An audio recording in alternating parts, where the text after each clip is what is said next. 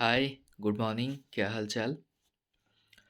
तो इस वीडियो का टॉपिक है जियो साइंटिस्ट, यूपीएससी जियो साइंटिस्ट एग्ज़ाम का प्रिपरेशन स्ट्रेटजी।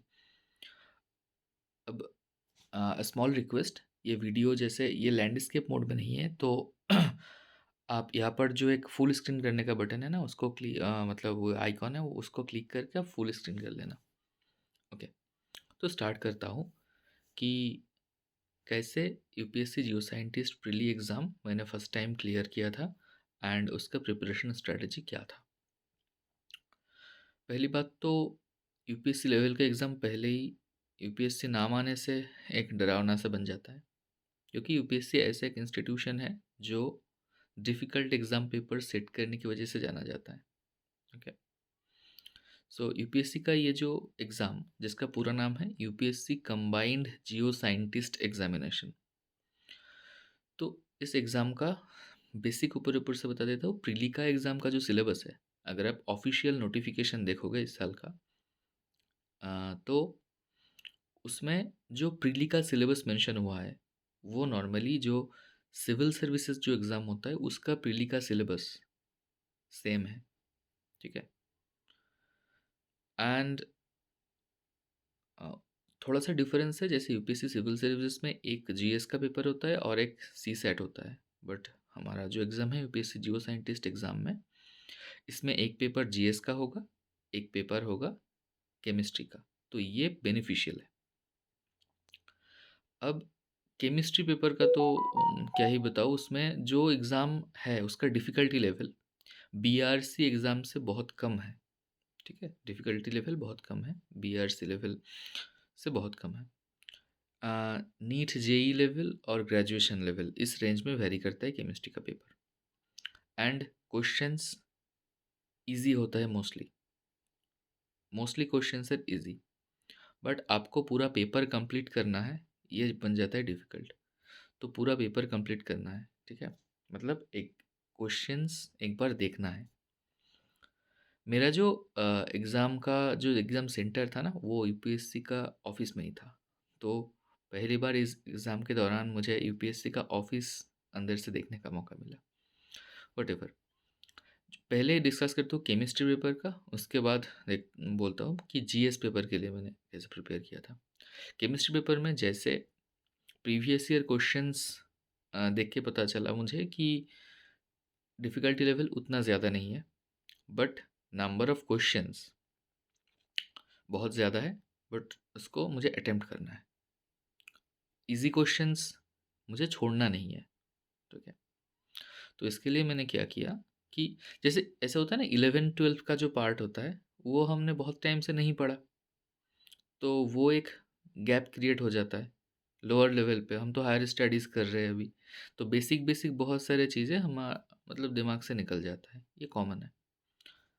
तो मेरा एक बेनिफिट ऐसा था कि I was into teaching. 11-12 NEET JEE का टीचिंग में मैं इन्वॉल्व था, तो इसका एक बहुत बड़ा फ़ायदा मिला मुझे, मुझे लगता है बेसिकली। सो टीचिंग में भी वो तो बहुत डिटेल में पढ़ाना पड़ता है एंड एक्सप्लेनेटरी होता है ज़्यादातर, तो फार्मूलाज हम भूल जाते हैं कभी कभी। तो इसके लिए मैंने क्या किया था, एक जेई का जॉइंट एंट्रेंस एग्जामिनेशन का एक कोचिंग इंस्टीट्यूशन का फॉर्मूला बुकलेट मैंने प्रिंट आउट करके रखा था मेरे पास। मैं इंस्टीट्यूशन का नाम नहीं दे रहा हूँ, बट ऐसे आप इंटरनेट पे सर्च करोगे, टेलीग्राम पे सर्च करोगे, आपको मिल जाएगा कोई भी एक कोचिंग इंस्टीट्यूट का जेई का केमिस्ट्री का फॉर्मूला बुकलेट। वो जो जेई का कोचिंग इंस्टीट्यूट्स होते हैं, वो स्टूडेंट्स को देते हैं कोर्स कंप्लीट होने पर थॉरो रिवीजन के लिए। ठीक है, वो 130 या 120 ऐसे पेज का कुछ होगा, बट मैंने पूरा प्रिंट आउट कर लिया था। पहले मैं देखा नहीं था, देख के प्रिंट आउट करता तो उतना पेज में करता ही नहीं। ऑर्गेनिक का मैं नहीं करता उसका, हाँ, अगर मैं पहले देखता और इनऑर्गेनिक का नहीं करता, क्योंकि फिज़िकल फार्मूला बेस्ड ज़्यादा है, तो वो बुकलेट फिज़िकल के लिए ज़्यादा हेल्पफुल है। ठीक है, ऑर्गेनिक में जो बेसिक जो जैसे एल्केलेशन एसाइलेशन एटसेट्रा, ये सारे रिएक्शंस ये उसमें मेंशन्ड होगा, बट वो मुझे आता था 11-12 लेवल का अच्छी तरीके से, तो इसीलिए मुझे बाद में लगा कि ऑर्गेनिक का ना ही करता तो अच्छा है, प्रिंट आउट, व्हाटएवर। मैंने पूरा प्रिंट आउट कर लिया और वहाँ से मैंने फिज़िकल केमिस्ट्री पूरा पढ़ा। मेनली जो फ़ॉर्मूलाज़ हैं, उसके ऊपर ज़्यादा एम्फेसिस, क्योंकि फ़ॉर्मूला 1 पेज में मिल जाएगा उस वहाँ पर। काइनेटिक्स चैप्टर लिखा हुआ है 3 पेज में, पूरा सारा सब कुछ ग्राफ वगैरह दे के, अरहेनियस इक्वेशन एटसेट्रा जो भी है, बेसिक लेवल का 11-12 जेईई लेवल का, वो सारा एक साथ कंपाइल करके दिया हुआ है। तो वो पढ़ना थोड़ा ईज़ी हो जाता है। नहीं तो अगर कोई बुक पढ़ने बैठूँ या नोट पढ़ने बैठूँ तो वो बहुत ज़्यादा पेज का है ना? और उतना डीप लेवल तक यूपीएससी प्रीली में वो जाते भी नहीं है।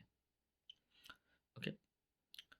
तो मैं आपको ये सजेस्ट करूँगा कि अगर आप ये फ़ॉलो करना चाहो तो, क्योंकि आप एक मतलब आप एक बुकलेट उठा लो ऐसे, और जो भी पोर्शन आप पहले कंप्लीट करना चाहते हो, सपोज़ आप पहले फिज़िकल कंप्लीट करना चाहते हो, मैं आपको रिकमेंड यही करूँगा कि पहले फिज़िकल कंप्लीट कर लो। तो फिज़िकल का बुकलेट का पार्ट ही आप प्रिंट आउट कराओ पहले, ठीक है? उसके बाद ऑर्गेनिक, उसके बाद टाइम मिले तो इनऑर्गेनिक, क्योंकि इनऑर्गेनिक में तो सबका डर होता है मेन ग्रुप का, इसलिए। अब जियो साइंटिस्ट एग्ज़ाम का प्रीली में पहले ये फिज़िकल, ऑर्गेनिक, इनऑर्गेनिक जितना भी हो सके ये बुकलेट्स है। अब इसको मेन प्रिपरेशन का वैसे पार्ट मत बना लेना, इसको साइड में रखना। टाइम मिले तो सपोज़ आज देख लिया 3-4 पेज, कल देख लिया 3-4 पेज, ऐसे करके। मेन प्रिपरेशन स्ट्रीम में ये एक साइड बैकअप के लिए रखना, ठीक है? डेली 3 पेज पढ़ रहे हो सपोज़, डेली 5 पेज पढ़ रहे हो, ऐसे करके। मेन प्रिपरेशन एक फ्लो में जाएगा, ये साइड बाय साइड डेली थोड़ा-थोड़ा करके जाएगा। ऐसा ना हो कि आपने ये बुकलेट कंप्लीट कर लिया, बट एक्चुअल जो मटेरियल्स है, जो एग्ज़ाम के लिए पढ़ना है आपको, ग्रेजुएशन लेवल का या complete JAM NET GATE level का जो आपका बुक नोटबुक है, तो वो आपने नहीं पढ़ा, बस यही कंप्लीट कर लिया, बट इससे नहीं होगा। इससे सिर्फ इससे नहीं होगा। ये फॉर्मूलाज एक जगह पर है, आपको 11-12 का जो पोर्शन है, जो आपको मे बी याद नहीं है, तो वो आपको रिकॉल करने में मदद करेगा, और वो एक साथ कम जगह पर है, कंपाइल्ड है, इसलिए बेनिफिशियल होगा। इसलिए इसको प्रिपरेशन के साइड में रखना, ठीक है? तो प्रिपरेशन के साथ पैरेलली ये चलेगा। अब मेन प्रिपरेशन में जैसे कुछ सवाल होंगे न्यूमेरिकल्स, आपको पहले ये जो बुकलेट प्रिंट आउट करना है आपको पहले, दूसरे जो प्रिंट आउट करने हैं प्रीवियस ईयर के क्वेश्चंस। यूपीएससी का ऑफिशियल वेबसाइट में जाओ, वहाँ पर प्रीवियस ईयर क्वेश्चन करके सर्च करो, ईयर वाइज मिल जाएगा आपको। हर एक ईयर का यूपीएससी का जितना जितना भी एग्ज़ाम्स होता है, उसके अंदर आपको मिल जाएगा। वहाँ से मैंने क्या किया, सारा जो प्रीवियस ईयर क्वेश्चंस है एक जगह पर डाउनलोड किया, उसको कंपाइल कर मर्ज किया और उसको प्रिंट आउट करके लेके आया। तो तो आप पहले प्रीली का प्रीली का केमिस्ट्री का जो पोर्शन है, उस पोर्शन का जो प्रीवियस ईयर क्वेश्चंस पेपर्स है, जितना भी मिले 4-5 साल का, वो कंपाइल करके उसको प्रिंट आउट करके लेके आओ। अब प्रिपरेशन ऐसे करो कि अब उसमें जो क्वेश्चंस आ रहे हैं, कुछ बहुत क्वेश्चंस रिपीट भी हुआ था। जीएस का जीएस का कुछ क्वेश्चंस हमारे टाइम पे रिपीट भी हुआ था, तो रिपीटेशन होता है। अब क्या करो, सपोज़ आप जो आपको जो पहले क्वेश्चन मिलेगा, जैसे जहाँ से मिलता है, मैंने सब कुछ जितना साल का भी यूपीएससी उसमें अवेलेबल है, वो सब कुछ मैंने प्रिंट आउट करा लिया था। और फर्स्ट क्वेश्चन एक नोड का क्वेश्चन था उसमें। तो सपोज़ ऐसे प्रीवियस ईयर में क्वेश्चन है कि नंबर ऑफ रेडियल, सपोज़ एक ऑर्बिटल दिया हुआ है या एक श्रोडिंगर इक्वेशन दिया हुआ है, तो ये कौन से ऑर्बिटल का है, या इसका node, number of radial node, number of angular node क्या है, ऐसा एक क्वेश्चन है सपोज़। तो आपको क्या करना है, आपको प्रीवियस ईयर क्वेश्चन के इन बिटवीन द लाइन्स पढ़ना है। इसका मतलब एक बार आपने देख लिया कि नोड्स और सपोज़ श्रोडिंगर इक्वेशन दिया हुआ है, ठीक है? या सपोज़ श्रोडिंगर इक्वेशन दिया हुआ है और आपसे पूछ रहा है कि ये कौन-सा ऑर्बिटल का है। तो आपको सिर्फ़ ये प्रीवियस ईयर क्वेश्चन आपको आता है तो आपने सॉल्व कर दिया, ऐसे नहीं चलेगा। मे बी आपको नहीं आता है, तब भी, और आपको आता है तब भी। आप जहाँ से क्वांटम पढ़ते हो, अपना नोट बनाया हुआ है या कोई कोचिंग का मटेरियल है या कोई बुक है, जहाँ से भी आप पढ़ते हो, ठीक है? क्वांटम। आप और भी एग्ज़ाम्स के लिए प्रिपेयर कर रहे होंगे, नेट गेट वगैरह, तो उसका जो है वहाँ पर जाके आपको ये पर्टिकुलर टॉपिक पढ़ना है। ये पार्टिकुलर टॉपिक वहाँ से कंप्लीट करना है नोड वाला, कि नोड का फॉर्मूला, अच्छा n minus L minus one और इसका n माइनस वन एट्सेट्रा, ये जो फार्मूलाज वगैरह है ये आपको एक बार देखना है, क्योंकि आपको मे भी लग रहा होगा कि आता है एग्जाम टाइम में भी आएगा, बट एक बार देखा होने से आप भूलोगे नहीं वो चीज़। तो ऐसे ऐसे क्वेश्चन, एक एक प्रीवियस ईयर क्वेश्चन देखना है, और वो उसके एसोसिएटेड जो भी आपको लगे, ठीक है। और ये भरोसा खुद पर थोड़ा सा करना कि आपको आपका इंट्यूशन को थोड़ा सुनना, ठीक है, कि आपको लग रहा है कि ये आ सकता है। अच्छा, नोड का देख लिया, ठीक है, श्रोडिंगर इक्वेशन का सपोज एक जो एंगुलर वेव फंक्शन का जो जनरल फार्मूला है वो भी देख लेता हूँ, ठीक है। फिर आपको लगेगा ठीक है, फिर रेडियल का भी देख लेता हूँ, लुगेरे पॉलिनोमियल भी देख लेता हूँ कि फार्मूला क्या है, देखना है एक बार, और उसको एक बार कॉपी में नोट डाउन करना। उसके लिए भी अलग से आप एक नोटबुक बना लो, जो जो पढ़ोगे आपको लगेगा कि याद नहीं आएगा वो आप नोट डाउन कर लो उसमें, ठीक है, रफ वर्क की तरह। बाद में आपको एक कॉपी में मिल जाएगा, जो आपको याद रखने में दिक्कत होता था वो एक कॉपी में मिल जाएगा, राइट। तो आप रिवाइज कर सकते हो।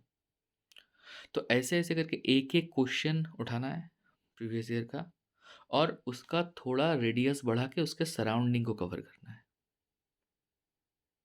तो ऐसे सपोज एक प्रीवियस ईयर क्वेश्चन में 100 क्वेश्चन है सपोज, तो आपके पास जितना टाइम है, टोटल प्रीवियस ईयर क्वेश्चंस में केमिस्ट्री का कितना पोर्शन, कितना प्रीवियस ईयर क्वेश्चन केमिस्ट्री का आपके पास है, आप कैलकुलेट कर लो, रफ आइडिया ले लो। सपोज 1000 क्वेश्चंस मिला आपको प्रीवियस ईयर प्रीली केमिस्ट्री का, और आपके पास जितना टाइम है उससे 10 दिन पहले का time duration number of days calculate करके डिवाइड करो, तो आपको एक रफ आइडिया लग जाएगा कि डेली आपको कितने प्रीवियस ईयर क्वेश्चंस, ऐसे कितने प्रीवियस ईयर क्वेश्चंस आपको लेना है जो कि आपको एनालाइज करना है, ठीक है। Suppose upon number of question suppose 35 आया, तो आपको ये इंश्योर करना है कि वो 35 क्वेश्चंस जिस पर्टिकुलर पॉइंट पे वो क्वेश्चन पूछा गया है, उस पॉइंट छोड़ के, मतलब उस पॉइंट को लेके सेंटर करके उसका डायमीटर जितना भी हो सके बढ़ा के,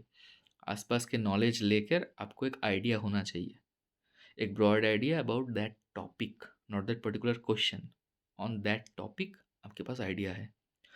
तो ये अगर आप थोड़ा थोड़ा करके ये प्रीवियस ईयर क्वेश्चंस कंप्लीट करते हुए जाओगे, तो क्या होगा, थोड़ा थोड़ा करके आप प्रीवियस ईयर का सारे डायमेंशंस कवर कर लोगे। और ये प्रिपरेशन एक अच्छा प्रिपरेशन होगा इसलिए भी, अगर आप नॉर्मली रैंडम पढ़ते रहोगे तो ये एक बोरिंग सा भी हो जाता है, रिवाइज करना, पढ़ना, ये बोरिंग काम है, ठीक है। तो ये थोड़ा इंटरेस्टिंग हो जाएगा, और एक टाइम पे आप एक क्वेश्चन देखोगे आपको लगेगा अच्छा ये मुझे नहीं आता, ठीक है, नहीं आता भाई, देख लेंगे इसका, ये भी कवर करूँगा, और इसका आसपास जो भी क्वेश्चन, जो भी टॉपिक या इन्फॉर्मेशंस इंपॉर्टेंट मुझे लगता है वो भी देख लूँगा। तो हर एक प्रीवियस ईयर क्वेश्चंस का और उसके टॉपिक का एक ब्रॉड अंडरस्टैंडिंग हो जाएगा, और ओवरऑल आप एक number of amounts question solve करोगे उसके ब्रॉड आइडिया के साथ, तो आपको बहुत टॉपिक कवर हो जाएगा, बहुत, ठीक है। तो ऐसे ऐसे करके अप्रोच करना, ये ज़्यादा बेनिफिशियल है मुझे लगता है, और मेरे लिए ये काम किया था, ठीक है। तो ऐसे केमिस्ट्री एंड मतलब ऐसे भी क्वेश्चन आया था, बहुत सिली क्वेश्चंस भी आया था कि ऐसे एक क्वेश्चन मुझे भी याद आ रहा है, बेंजीन के साथ एक रिएक्शन दिखाया गया था, एंड उसमें जो फ्रिडल-क्राफ्ट एल्केलेशन रिएक्शन होता है, उसमें कार्बोकेटन बनता है, कार्बोकेटन में रीअरेंजमेंट होता है, तो ऐसे एक कार्बोकेटन दिया हुआ था जिसको रीअरेंज करके प्रोडक्ट बनाना था। ऐसे एक सिंपल क्वेश्चन जो क्लास 11th के बुक में दिया हुआ होता है, ठीक है। तो ऐसा एक क्वेश्चन दिया हुआ था, तो ऐसे सिली क्वेश्चन भी आता है, और क्वेश्चन एकदम एंड में था, तो देखना पड़ेगा एक्चुअली कि एंड तक जाना है आपको, ऐसे नहीं कि फर्स्ट 30 क्वेश्चन में आप हर एक क्वेश्चन में 3-3 मिनट लगा रहे हो, ऐसा नहीं, ऐसा नहीं करना। एंड इसमें भी बीआरसी एग्ज़ाम के स्ट्रैटेजी में मैंने जो बताया था एग्ज़ाम के टाइम, कि जो कुछ न्यूमेरिकल्स आपको लगेगा कि ये न्यूमेरिकल्स मुझे आता है, आपको दिख भी रहा है पॉइंट्स एटसेट्रा, ये पॉइंट्स है, ये सपोज आर का वैल्यू, सपोज जो जो वैल्यूज़ चाहिए आपको, तो वो वैल्यूज़ आपको दिख रहा है, उसको आपको डिराइव नहीं करना, बट वो कैलकुलेशन जैसे ऐसा नहीं है सिंपल ए प्लस बी ऐसे कैलकुलेट प्लस करके आपको आंसर लगाना है, ऐसा नहीं है। Suppose something plus something into something करूँगा, एल आएगा और वो एल समथिंग आएगा, उसको कैलकुलेट करना है एट्सेट्रा आपको अलग से। ये तो सीबीटी मोड का एग्ज़ाम नहीं है, पेन और पेपर मिलेगा तो आपको उसमें ही सॉल्व करना है। तो एक मतलब कैलकुलेटर तो नहीं मिलेगा, तो आपको कैलकुलेशन में टाइम ज़्यादा लगेगा। तो वो क्वेश्चन आप क्वेश्चन पेपर में मार्क करके छोड़ सकते हो, बाद में देखना। क्योंकि न्यूमेरिकल क्वेश्चन में भरोसा उतना नहीं होता, टाइम भी ज़्यादा लगता है। और करके सपोज़ वो ऑप्शन में ही नहीं है तो आपका गलत हो गया, कहीं पे गलत हो गया, फार्मूला में थोड़ा-सा प्लस माइनस में या कैलकुलेशन मिस्टेक हुआ और एक बार आप रिवाइज़ करना चाहोगे, तो 2 क्वेश्चन का टाइम खा जाएगा एक पर्टिकुलर क्वेश्चन। वैसे ही कैलकुलेशन में ज़्यादा टाइम लगता है, तो एक नॉर्मल एक क्वेश्चन अगर आपको जितना टाइम लगता है न्यूमेरिकल करने में डबल टाइम लगेगा, उसको रिवाइज़ करने में फिर गलती ढूँढने में उससे ज़्यादा टाइम जाएगा। तो वो एक कॉस्ट बेनिफिशियल नहीं है कि मिले क्वेश्चन कर दूँ। हाँ, अगर समथिंग ए प्लस बी, ए माइनस बी, समथिंग मल्टीप्लिकेशन जो कि बहुत छोटा-मोटा कैलकुलेशन है, ये कर सकते हो। बट ऐसे formula A plus B to the power C etcetera, A plus B into C by A plus B, ऐसे मतलब फॉर्मूला थोड़ा कॉम्प्लिकेटेड, तो ये सब आपको पहले अटेम्प्ट करने की ज़रूरत नहीं है। तो उसको आप क्वेश्चन पेपर में मार्क करना और बाद में देखना। तो यही मैंने किया था। और केमिस्ट्री पेपर तो मैंने बता दिया कि ऐसे कैसे अप्रोच करना बेनिफिशियल रहेगा। एंड सेकंड जीएस पेपर का यही लेके सबको डर रहता है कि केमिस्ट्री पेपर में क्या होगा। तो मैं एक थोड़ा सा इंसिडेंट शेयर करता हूँ इसमें, जियो साइंटिस्ट के एग्ज़ाम। जैसे मैंने यूपीएससी ऑफिस में पहुँचा, उस टाइम पे क्या हुआ, मतलब एग्ज़ाम देने मेरा हॉस्टल से मैंने एक जो उबर बाइक होता है वो बुक करके यूपीएससी ऑफिस पहुँचा। फिर वहाँ पर जाने के बाद हमें एक एनवेलप टाइप का दिया गया, उसमें जो हमारा precious items like smartphone, smart watch, wallet etcetera उसमें डाल के उसके ऊपर एक नंबर दिया हुआ था, तो वो नंबर बता के एक टोकन, वहाँ पर टोकन सिस्टम ऐसा कुछ था, तो वो टोकन सिस्टम में वो हमारा इम्पोर्टेंट आइटम्स वहाँ पर सबमिट करना था हमें। तो हमने सबमिट किया और बैग के लिए एक अलग जगह था, तो वहाँ पर बैग रखना था। उसके बाद हमारा थॉरो चेकिंग हुआ। उसके बाद हम पहुँचे यूपीएससी ऑफिस में। हमें जो सीटिंग जो ये तो थोड़ा सा जो एडमिट का जो वेरिफिकेशन है वो सब तो हुआ पहले। वो होने के बाद जब हम रूम पे पहुँचे तो हर एक इंडिविजुअल को एक एक टेबल मिला था, एक एक टेबल, एक एक चेयर हर एक स्टूडेंट को। और टेबल में हमें क्वेश्चन पेपर मिला पेज के फॉर्म में। अब उसमें जब मैं एग्ज़ाम पहले पेपर, एक ही दिन में 2 पेपर होता है, तो पहले पेपर दे के आया। फिर अ, मेरे तो गार्जियन के साथ नहीं गया था, बहुत लोग गार्जियन के साथ गए थे। और वहाँ से बाहर आके जब फर्स्ट पेपर हुआ, उसके बाद बाहर आके यूपीएससी ऑफिस से बाहर आके अ, मतलब 1 घंटे का लगभग ब्रेक था, 1 डेढ़ घंटे का। तो 1 डेढ़ घंटे के अंदर हमें दोबारा ऑफिस के अंदर जाना था। तो मैं बाहर आके देखा कि बहुत सारे कार, बहुत सारे प्राइवेट कार्स पार्क्ड हैं और जो एस्पिरेंट्स बाहर से जा रहे हैं, निकल रहे हैं, तो बहुत सारे पेरेंट्स उस बच्चे मतलब स्टूडेंट्स को लेके आए वहाँ पर। तो वो बच्चे सीधे जाके वो जो उसके पेरेंट्स का जो भी हो, जिस कार में आए थे, वो कार में जाके बैठ गए और रिवीजन कर रहे हैं। और मेरा क्या था कि जो मैं बैग लेके गया था, उस बैग में मैं 1-2 वो जो मैंने बताया जो फ़ॉर्मूला बुकलेट वो लेके गया था और एक छोटा-सा नोटबुक था जिसमें वो जैसे रफ वर्क वगैरह करता था, वो लेके गया था।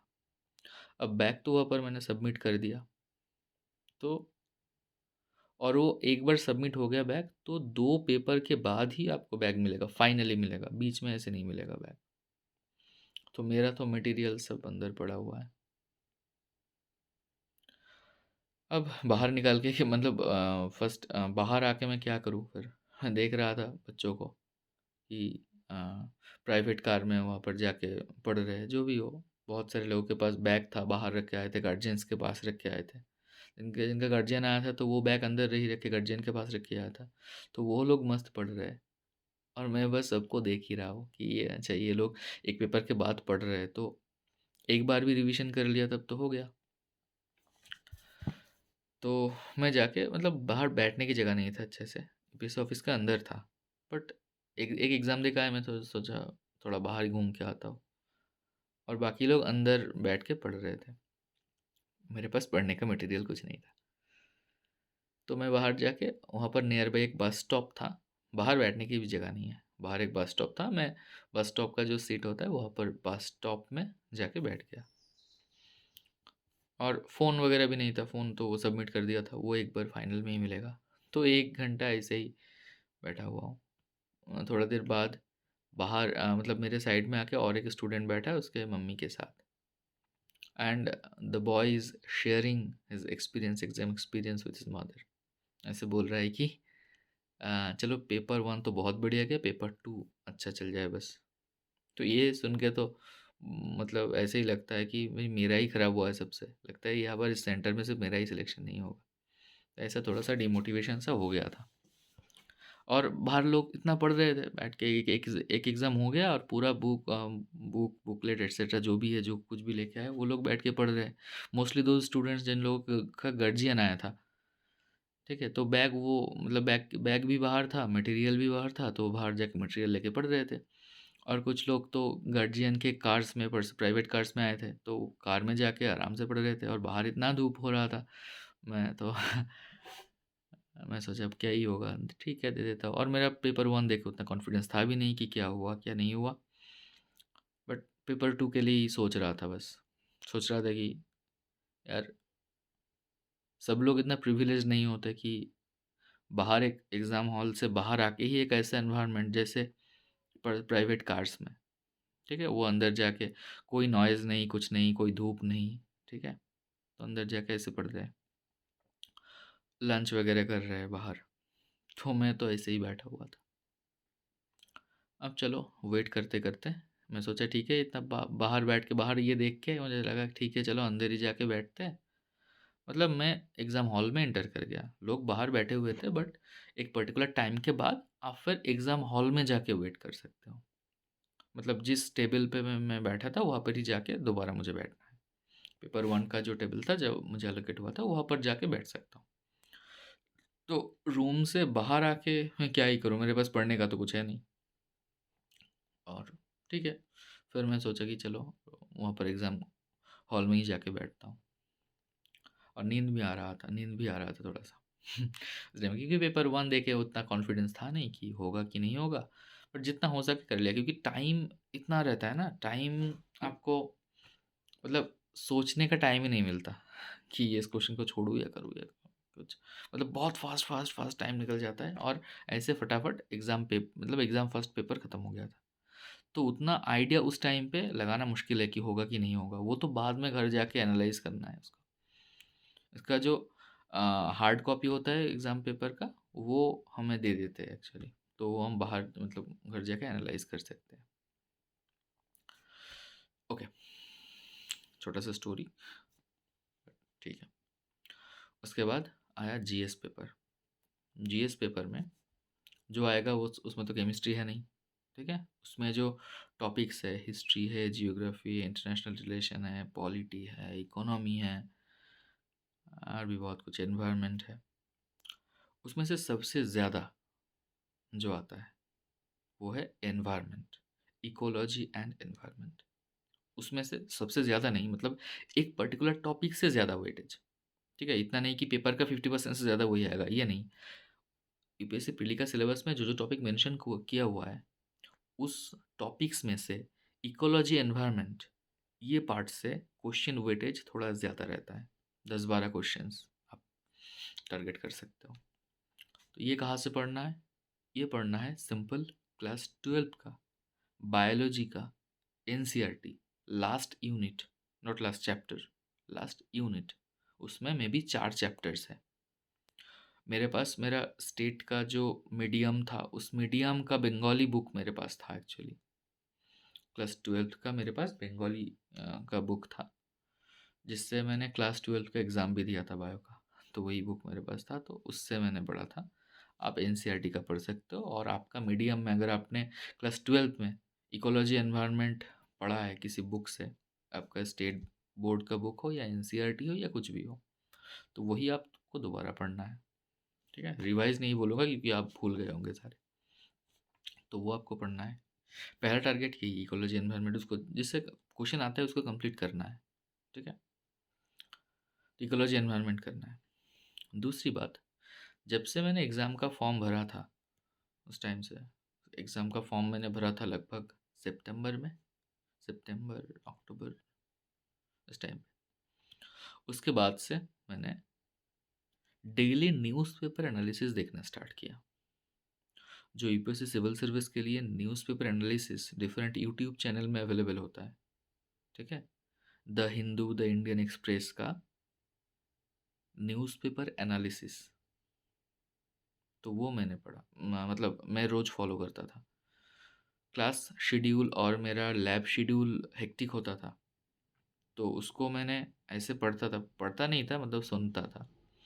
तो जब हॉस्टल में होता था तो डेली एक पर्टिकुलर चैनल का एक ही फॉलो करता था।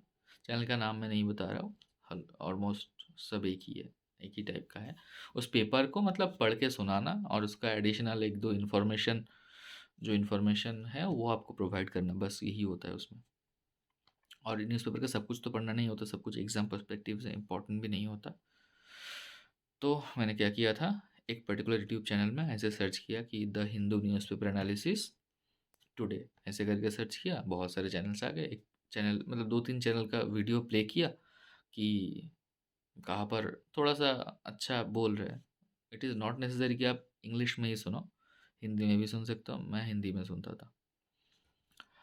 तो एक आप ऐसा चूज़ कर लो। मैं ऐसे करके एक पर्टिकुलर चैनल मैंने चूज़ किया कि जहाँ का मुझे लगता है कि ये थोड़ा अच्छा है, चलो इसको ही सुनते हैं। तो वो एक पर्टिकुलर चैनल का एक वीडियो मैं डाउनलोड करके रखता था, और मैं हॉस्टल से जब क्लास में जाता था, मोस्टली ऑन फुट जाता था मैं, और जाने में 30 मिनट्स 25 मिनट्स ऐसे टाइम लगता था। तो उस टाइम पे या मैं पढ़ाना जाता था, आई वॉज इनटू टीचिंग, तो उस टाइम पे भी मैं ऐसे हेडफोन में वो चला के सुनते हुए जाता था। यही है। एंड सपोज़ लैब में बैठा हुआ हूँ, कुछ काम कर रहा हूँ, उस टाइम पे वो भी सुनता हूँ। मतलब कुछ काम कर रहा हूँ, मतलब ऐसा नहीं कोई रिएक्शन लगा लिया, सपोज़ 30 मिनट्स बाद मुझे उसका देखना है, रिएक्शन चेक करना है, तो 30 मिनट्स सपोज़ कुछ नहीं कर रहा हो तो उस टाइम पे सुन लिया। तो ऐसे करके मतलब ज़्यादा कुछ रिटेन करने की ट्राई मत करना। एक ऐसे आप सुनना उसको कि you are a responsible citizen, तो और आपको देश दुनिया में क्या चल रहा है ये आपको जानने में इंटरेस्ट है, बस। आप जानिए कि क्या हो रहा है, बस क्या चल रहा है। जैसे हर एक इन्फॉर्मेशन में ऐसे फोकस करने की, नोट बनाने की, ऐसा तो मैंने कुछ नहीं किया। बीच में एक बार किया था, नोट बनाने का ट्राई किया था, बट बाद में लगा कि ये बहुत एक्सेसिव इन्फॉर्मेशन है। इसको बस ऐसे ही रखा कि जस्ट मुझे पता चले कि क्या चल रहा है न्यूज़पेपर में, क्या चल रहा है। It is equivalent to reading newspaper every day. Newspaper read करके कोई नोट तो नहीं बनाता, है ना। तो ऐसे ही फॉर इंफॉर्मेशन आप इसको सुनना प्रैक्टिस कीजिए, जैसा मैंने किया था। तो उसका बेनिफिट मुझे मिला। उससे क्वेश्चन आया, एक पर्टिकुलर डिजीज़ के बारे में क्वेश्चन आया कि ये डिजीज़ किस में पाया जाता है। ठीक है, उस टाइम पे एक डिजीज़ का नाम मैं भूल गया अभी। उसमें ऐसा था कि साउथ इंडिया में मे बी एक पर्टिकुलर काऊ या जो डोमेस्टिक एनिमल्स है उसमें एक डिजीज़ काफ़ी टाइम से चर्चे में था। मतलब 6-7 दिन में तो पेपर में आया था कि ये डिजीज़ की वजह से ये हो रहा है, वो हो रहा है। तो वो क्वेश्चन आया था कि ये डिजीज़ किस में देखा जाता है। तो ये कैटल्स, ये ऐसा कुछ आंसर होगा, या काऊ ऐसा कुछ आंसर होगा। तो उसमें से क्वेश्चन आता है। आपको ये नहीं कि नोट नोट करने बैठने जाना, मतलब पेन पेपर लेके वो एनालिसिस सुनने लग जाओ, नहीं ऐसा नहीं करना है। फॉर जनरल इन्फॉर्मेशन कोई क्वेश्चन आए या आपको पता ना चले, हो भी सकता है, लिव इट। बहुत सारे क्वेश्चन है, बहुत ऑप्शन है। तो आपको ये करना है, न्यूज़पेपर एनालिसिस ये सुनना है डेली। और डेली जो मैंने बुकलेट बताया पहले, उस बुकलेट बुकलेट का कुछ नंबर ऑफ़ पेजेस डेली करके करना है। और डेली आपको number of previous year questions, ये आपको सिलेक्ट करना है कि इतना प्रीवियस ईयर क्वेश्चंस और उसका सराउंडिंग इन्फॉर्मेशन, उसका ब्रॉड अंडरस्टैंडिंग आपको होना चाहिए और वो आपको स्टडी करना है केमिस्ट्री के लिए। जीएस के लिए पहले आपको इकोलॉजी एनवायरनमेंट कंप्लीट करना है, डेली न्यूज़पेपर एनालिसिस सुनना है। अब ये कंप्लीट होने के बाद डेली न्यूज़पेपर एनालिसिस तो चलता रहेगा, छोड़ो। इकोलॉजी एनवायरनमेंट कंप्लीट होने के बाद बाकी जो टॉपिक्स है उसके लिए मैंने क्या किया था, मतलब ये आपको फ़नी भी लगेगा थोड़ा सा, बट ऐसे ही किया था, ऐसे ही करके चला गया था। मैं सोचा पूरा कौन ही पढ़ेगा। सपोज़ जो इकोनॉमी है, जो पॉलिटी है, जो जियोग्राफ़ी है, जो हिस्ट्री है, ये मुझे बिल्कुल नहीं आता। क्लास 10th के बाद पढ़ा ही नहीं, तो क्या ही होगा, क्या ही पढ़ लूँगा मैं, है ना? और क्या ही समझ लूँगा मैं उस टाइम पे, जो लिमिटेड टाइम है उसमें। तो उसके लिए मैंने क्या किया, यूट्यूब में ऐसे सर्च किया कि Indian polity in one shot, Indian geography in one shot. कोई एक चैनल उठा लिया, बहुत ज़्यादा लंबा वीडियो नहीं, बिलो 10 आवर्स का जो वीडियो मिला, वो एक वीडियो मुझे कंप्लीट करना है। तो मैंने जितना टारगेट किया था उतना तो कंप्लीट नहीं कर पाया। कितना कंप्लीट नहीं किया वो मैं ने मतलब कितना कंप्लीट नहीं कर पाया वो मैं नहीं बता रहा हूँ आपको। बट मैंने स्टार्टिंग ऐसे किया था, प्लान ऐसे बनाया था कि इस पर्टिकुलर टॉपिक को यहाँ से मुझे कंप्लीट करना है, ठीक है? जो प्रीली का सिलेबस में जीएस में जो-जो टॉपिक्स मेंशन हुए हैं, ब्रॉड चैप्टर्स जो मेंशन्ड है, उसको एक जगह पर लिख लिया था। और कौन सा कहाँ से कंप्लीट करना है, यूट्यूब में चैनल का नाम और कुछ क्या करके चैनल का जो वीडियो का जो टाइटल है, जो सर्च करके मुझे मिलेगा एक्चुअली वो वीडियो, इस चैनल का नाम और वीडियो का नाम ऐसे करके लिख लिया था और टाइम ब्रैकेट में लिख लिया था कि इतना टाइम का है।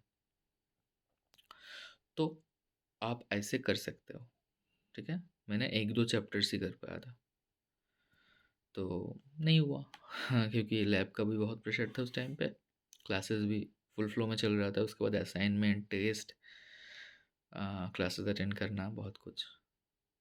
ये सब करके फिर कंप्लीट नहीं कर पाया पूरा, बट जितना भी कर पाया उससे तो हो गया ना, निकल गया एग्ज़ाम।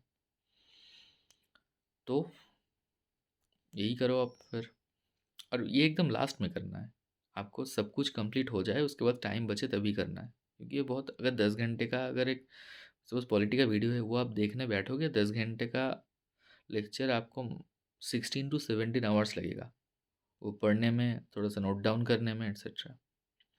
10 आवर्स का लेक्चर देख के कंप्लीट करने में 16 टू 17 आवर्स, 20 आवर्स भी आप मान सकते हो इन सम केसेस, आपको लग सकता है। तो वो बहुत टाइम, और उसका कुछ फ़ायदा आपको मिलेगा या नहीं इसका कोई श्योरिटी नहीं है, ठीक है? जैसे एक क्वेश्चन आया था, इंडिपेंडेंस के बाद पहला इलेक्शन कौन से स्टेट में हुआ था? अब ये क्वेश्चन बहुत अच्छा है। क्वेश्चन जो यूपीएससी का हमारे टाइम पे क्वेश्चन आता है ना, क्वेश्चन देख के बहुत अच्छा लग रहा था। अच्छा ये तो क्वेश्चन, ये तो जानना चाहिए मुझे, ठीक है? बट मुझे नहीं आता। और कोई वो 8-9 घंटे का, 6-7 घंटे का शॉर्ट में आपको इन वन शॉट उस वीडियो में कोई आपको ये सब बताएगा भी नहीं। जितना भी हो सके तो उसका कॉस्ट बेनिफिट रेशियो बहुत कम है, वो वन शॉट वाला वीडियो में, तो आपको वो लास्ट में ही उठाना है अगर आपके पास आप बाकी सब कुछ कंप्लीट कर लो तो, ठीक है? ये इस पे आपको तभी अप्रोच करना है, आपने अगर ये सब चीज़ें कंप्लीट कर लिया जो-जो मैंने बताया। वो बुकलेट, फॉर्मूला बुकलेट, सारा प्रीवियस ईयर क्वेश्चंस प्रीली का और उसका ब्रॉड अंडरस्टैंडिंग, ओके? उस टॉपिक का ब्रॉड अंडरस्टैंडिंग। डेली वो क्वेश्चंस तो आपको चलता ही रहेगा, डेली जो न्यूज़पेपर एनालिसिस वो तो चलता ही रहेगा। उसके बाद इकोलॉजी एनवायरनमेंट बहुत डिटेल में करना है, बहुत क्वेश्चंस आया था। मैंने इकोलॉजी एनवायरनमेंट में बहुत प्रोक्रास्टिनेट किया था कि ठीक है कल करता हूँ, ठीक है कल करता हूँ, नेक्स्ट डे करता हूँ, ऐसे करके बहुत प्रोक्रास्टिनेट किया था। बाद में मैंने थोड़ा ही कर पाया था, जितना एक्सपेक्टेड था कि इतना करके एटलीस्ट जाना है, वो मैं नहीं कर पाया। कर पाता तो मे बी थोड़ा सा और अच्छा होता, बट उससे क्या ही होता, प्रीलिम में क्वालिफाई तो करना है। तो चलो यही ठीक है, यही ओवरऑल प्रिपरेशन था मेरा, यही अप्रोच था। और ये अप्रोच बाकी सारे, मतलब जितना भी प्रिपरेशन स्ट्रैटेजी का वीडियो एग्ज़ाम के रिगार्डिंग आपको इससे पहले मिला होगा, उससे हट के है, ठीक है? आपको ऐसा नहीं मिलेगा कहीं पे कि किसी ने ऐसे प्रिपेयर किया कि एक-एक क्वेश्चंस को लेके उसको ब्रॉडली प्रिपेयर करके इसे भी एग्ज़ाम का प्रिपरेशन किया जा सकता है। ये मैंने किया, It worked for me very nicely. It worked for me. Okay, तो आई होप इस वीडियो से आपको कुछ नया सीखने को मिला, कुछ डायरेक्शन मिला इस एग्ज़ाम के रिगार्डिंग। और बाकी एग्ज़ाम का डिटेल्स, इसके लिए आपको ऑफिशियल नोटिफिकेशन पढ़ना है, ठीक है। एलिजिबिलिटी क्राइटेरिया, कौन कौन से मीडियम से एग्ज़ाम दिया जाता है, एग्ज़ाम पैटर्न क्या है। If you are aspiring for the exam, आपको नोटिफिकेशन पढ़ना है, उसमें सिलेबस पढ़ना है, ठीक है। अच्छा, और एक चीज़, एग्ज़ाम के कुछ दिन पहले याद आया, अभी सिलेबस बोला तो इसका एक प्रीली का डिफाइंड सिलेबस है, ठीक है। उस सिलेबस में टॉपिक मेंशन हुआ है, मेंशन कर रखा है उन्होंने। तो उस हर एक टॉपिक को मैंने प्रिपेयर किया था, एग्ज़ाम के एक हफ्ते पहले से स्टार्ट किया था ये। एग्ज़ाम का जो टॉपिक, जो प्रीली का जो केमिस्ट्री पेपर का जो सिलेबस है, उसमें जो टॉपिक्स, सपोज़ समथिंग एक रीअरेंजमेंट का नाम मेंशन हुआ है, मेंशन कर रखा है वहाँ पर, उसको मैंने लिखा। जो एग्ज़ाम्पल मुझे दिखा, कहीं पे मिला, किसी बुक में मिला, और मैं ज़्यादातर बुक्स प्रेफ़र करता हूँ, तो मुझे पता है कि कौन से बुक में ये मिल सकता है और ये अच्छे से मिल सकता है। तो सपोज़ एल्डोल रिएक्शन दिया हुआ है, सपोज़ पिनाकोल रीअरेंजमेंट दिया हुआ है, तो मैंने क्लेडिन उठाया, मैंने एंथोबारी उठाया, जो बुक में मिलेगा आपको। कुछ एग्ज़ाम्पल्स जो लिखा हुआ है उसमें, वो मैंने नोट डाउन कर लिया। अच्छा, ये एग्ज़ाम्पल है, इसका आंसर ये होगा। तो जो की पॉइंट्स मेंशन किया हुआ है, हर एक वर्ड, ठीक है, उसको नोटिस किया, और हर एक ऐसे टॉपिक को मैंने प्रिपेयर किया सिलेबस के अकॉर्डिंग। तो पहले एक सिलेबस का पूरा साइकिल, पूरा वो चल रहा है हमारा क्वेश्चन बेस्ड। पहले अप्रोच यही होना चाहिए, क्वेश्चन बेस्ड, ठीक है। तो क्वेश्चंस का आपको अंडरस्टैंडिंग है, क्या क्या क्वेश्चन आया था, और उस हर एक टॉपिक का, जिस टॉपिक से क्वेश्चन आया था, उस टॉपिक का भी उस क्वेश्चन रिलेटेड अंडरस्टैंडिंग आपके पास है, राइट। उसके बाद वो कंप्लीट होने के बाद, अब सिलेबस के थ्रू भी आप एक बार पूरा कंप्लीट कर रहे हो इस एग्ज़ाम का पूरा प्रिपरेशन का, जो क्या बोलते हैं, जो सिलेबस है, जो भी है, तो उसको आपने 2 बार 2 डिफरेंट वे से अप्रोच किया, ठीक है। तो ये बेनिफिशियल है। तो आप ऐसे ही प्लानिंग करो। एक तो हर एक क्वेश्चन को देखना है, daily particular number of question solve करना है, और उस टॉपिक का अंडरस्टैंडिंग आपके पास होना चाहिए। वो कंप्लीट हो जाए तो syllabus, according to syllabus start करना। पहले according to questions, then according to syllabus. Daily newspaper analysis देखना, इकोलॉजी एनवायरनमेंट कंप्लीट करना,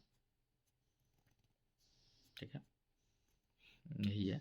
और फार्मूला बुकलेट एंड जो न्यूज़पेपर एनालिसिस, वो तो डेली करते ही जाना है, बस यही। तो बस यही। और अगर आपको कोई डाउट है तो आप पूछ सकते हो, बट एग्ज़ाम के रिगार्डिंग हर डाउट, एग्ज़ाम पैटर्न क्या है, नेगेटिव मार्किंग है या नहीं, etcetera, everything is mentioned in the notification. आपको, अगर आप एक एग्ज़ाम दे रहे हो, उसका जो कोई कुछ भी बता देगा, का भरोसा कर लोगे? नहीं करोगे ना। एग्ज़ाम के रिगार्डिंग तो आपको एक, मतलब इन पर्सन जाके नोटिफिकेशन तो देखना ही चाहिए। तो आपका सारा डाउट कोई और, की आप किसी से पूछ लो, कोई क्या बता देगा, उसको जो भी पता है, मे बी उसको गलत पता है। ये छोटा छोटा इन्फॉर्मेशन है, एज लिमिट क्या है, नेगेटिव मार्किंग क्या है, नंबर ऑफ क्वेश्चंस, टाइम, ठीक है, कौन एलिजिबल है, फिजिकल हेल्थ का कुछ क्राइटेरिया है कि नहीं। तो ये माइन्यूट इन्फॉर्मेशंस, और कास्ट का जो क्या है, तो वो सब आपको नोटिफिकेशन में मिलेगा, और अच्छे से मिलेगा, क्लियरली मेंशन हुआ मिलेगा। तो वो आपको पढ़ना है इस रिगार्डिंग। और आप एक एग्ज़ाम के लिए प्रिपेयर कर रहे हो, so it's your first and foremost duty to read the notification, read the official notification, to understand what actually they are saying, not just believing in any other's word. Okay, I hope this video is helpful for you. And if you want to know something more about it, or want video regarding any other exam or any other topic, let me know in the comment section. Till now, have a nice day. Happy Diwali.